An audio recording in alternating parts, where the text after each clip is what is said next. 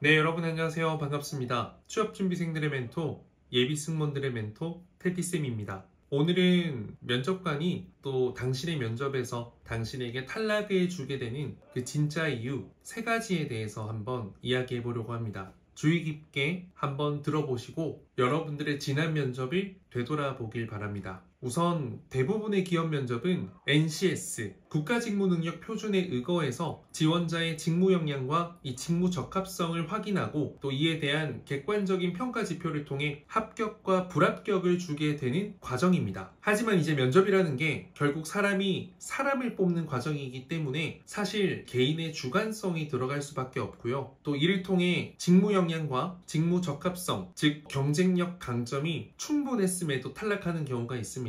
우리가 면접관의 마음속에 들어가서 그 진짜 마음을 정확하게 알 수는 없지만 어떤 이유와 근거를 통해서 또 일반적으로 탈락시키는지 한번 제가 그동안의 경험과 이 데이터를 토대로 한번 말씀드려 보겠습니다. 일단 첫 번째로는 면접관이 가장 중요하게 생각하는 그 주관적으로 중요하게 생각하는 그 무언가가 충족되지 않았을 때입니다. 면접관마다 중요하게 생각하는 가치가 다를 수가 있겠죠. 누군가는 특정 경력을 중요하게 생각하고 누군가는 학점을 중요하게 생각하고 또 누군가는 어학 성적 혹은 해외 경험을 중요하게 생각할 수도 있고요. 그런 면접관이 이 지원자에게 중요하게 생각하는 포인트가 무엇 있을지 한번 살펴보면요. 제가 봤을 때는 크게 전공, 학점, 직무 관련된 경력과 경험, 어학 성적, 해외 경험, 기타 자격증 등등등이 될 수 있을 것 같습니다. 물론 6가지를 완벽하게 준비를 해두면 그 어떤 면접관에게도 굳이 불호의 감정을 주면서 면접을 잘 봤음에도 탈락하진 않겠죠. 하지만 노력으로 다음 면접에 채워올 수 있는 것들이 있지만 반대로 노력으로 채울 수 없다는 것이 또 문제입니다. 우선 이러한 경우에는 면접장에 가기 전까지 가능하다면 부족한 부분을 채워서 최대한 준비해서 면접장에 가서 공격을 받지 않는 것이 가장 좋겠죠. 이에 대한 기준이 정해져 있는 것은 아니지만 누가 봐도 중구난방으로 경쟁력 강점을 만들어 온 것이 아니라 하나의 정확한 직무 목표를 갖고 열심히 달려온 지원자의 느낌과 그 흔적이 보인다면 분명히 호불호 없이 면접관에게 좋은 인식을 줄 수 있을 거라고 생각합니다. 즉 면접관이 어떠한 경쟁력을 원하는지 모르지만 우선은 최대한 그 직무에 맞춰서 준비해 가고 또 그런 점이 부족하다고 생각이 든다면 미리 준비해 가면 가장 좋겠지만 그러지 못할 땐 이에 대한 변명 아닌 변명, 정확한 이 답변이라도 여러분들이 좀 준비해 갔을 때 조금이나마 여러분들의 아쉬운 점을 조금이라도 극복해서 탈락을 면할 수 있을 겁니다. 자, 그리고 두 번째는 간단합니다. 여러분들이 면접을 잘 못 봤기 때문입니다. 첫 번째 이유로 말씀드렸던 것과 같이 부족한 부분이 있는데 이에 대한 명확한 해명과 이유가 제시되지 않는다면 탈락으로 이어질 확률이 크다는 거죠. 앞에 말씀드렸다시피 정확한 답, 어떤 준비된 방패를 준비해 가야 된다는 겁니다. 또한 면접을 볼 때 질문에 대한 간단 명료하고 정확한 답을 하는 게 아니라 동문서답을 하거나 불필요하게 돌고 돌아서 본인의 답변을 계속해서 구구절절 하는 경우, 이상한 말만 하는 경우, 이때는 면접 평가로 합불이 결정되기 때문에 결코 좋은 성적을 받을 수가 없죠. 그래서 탈락하는 경우의 수가 됩니다. 답변은 늘 말씀드리지만 절대적으로 짧아서도 안 되고 절대적으로 길어서도 안 되고 질문에 대한 명확한 답과 그에 대한 이유 또는 가치관 그리고 이를 뒷받침할 수 있는 간단 명료한 사례와 포부 4가지 형식으로 4문장의 답변이 기본이라는 점을 말씀드립니다. 조금 더 구체적으로 여러분들이 답변하는 방법, 그 공식에 대해서는 이제 테디쌤 유튜브 채널 멤버십 유료 강의 안에서 확인해 보실 수 있습니다. 마지막 3번째는 지원자의 애티튜드 문제입니다. 애티튜드는 신입사원으로서 이 회사에서 동료들과 얼마나 잘 섞이고 좋은 관계를 맺으며 또 사회생활에 적응하고 또 많은 동료들과 두루두루 잘 지낼 수 있는지 그에 대한 마인드를 엿볼 수 있는 부분입니다. 특히 일반 기업에서는 복장을 제대로 갖추지 않고 면접을 가는가 하면 헤어도 단정히 하지 않고 면접을 본다든지 무표정으로 면접에 일관한다든지 불안하고 초조한 표정과 모습, 어색한 말투 이런 부분들이 계속해서 보여진다면 면접관에게 아무래도 좀 부정적인 영향과 결과로 이어질 수밖에 없겠죠. 승무원 면접에서는 정말 밝고 환한 미소의 일관성 그리고 곧고 올바른 자세, 정확하고 명쾌한 목소리와 발음 또 이러한 점을 통해서 고객에게 좋은 서비스를 제공하고 동료들과도 어려움 없이 잘 어울릴 수 있을 것 같다는 그 인식과 확신을 주게 되는 거죠. 그래서 여러분들이 이제 면접 연습이 굉장히 중요하고 그 면접 경험 속에서 여러분들이 어떤 표정, 어떤 말투, 어떤 제스처, 어떤 느낌으로 보여주었을 때 가장 좀 함께하고 싶은 동료로의 모습이 보여지는지 이걸 여러분들이 알고 현장에서 적용시켜봐야 된다는 겁니다. 사실 이제 면접에서 탈락을 받았다는 것이 면접관에게 부족한 모습을 보여서 탈락하게 되는 경우도 있지만 사실은 나보다 더 나은, 더 적합한 지원자가 있었기 때문에 탈락하는 경우도 있습니다. 한편으로는 억울한 탈락이죠. 전자라면 이제 부족한 부분에 대한 개선 없이는 다음번 면접장에 기회를 얻는다고 해도 합격이 힘들겠지만 앞서 말씀드린 후자의 경우에는 다음 면접에서 또 좋은 역량을 보여준다면 곧바로 합격을 할 수 있다고 생각합니다. 사실 면접이라는 게 이제 경우의 수도 많고 상황에 따라서 결과가 천차만별 달라지기 때문에 콕 집어 하나 때문에 라고 이야기하는 것이 결코 쉽지 않습니다. 하지만 최대한 내가 공격받을 수 있는 부분, 내가 의심을 받을 수 있는 부분, 또 내가 다른 지원자에 비해 부족한 평가를 받고 있는 부분을 개선하고 발전시켜 나간다면 그러한 경우의 수를 뚫고 당당히 합격할 수 있는 여러분들이 될 수 있을 거라고 저는 확신합니다. 결국 합격을 받는 것은 사람의 마음을 움직이는 일이라고 생각하고 여러분들도 그러한 것을 잊지 말았으면 좋겠습니다. 겉으로 포장만 하면서 설득하려고 노력하는 것이 아니라 지금까지 노력해온 가치를 진심을 담아 하나하나 한 단어, 한 문장, 내 하나의 경험과 답변에 녹여서 전해본다면 면접관들의 이 노트북 위의 손길은 여러분 땡땡땡 지원자의 합격을 향해서 아마 나아가고 있을 거라고 생각합니다. 이상 테디쌤이었습니다. 앞으로 좋은 정보, 정확한 정보와 함께 동기부여를 통해서 이 힘들고 지치는 취준시장에서 여러분들의 든든한 동반자이자 꿈을 향한 페이스메이커가 되겠습니다. 감사합니다.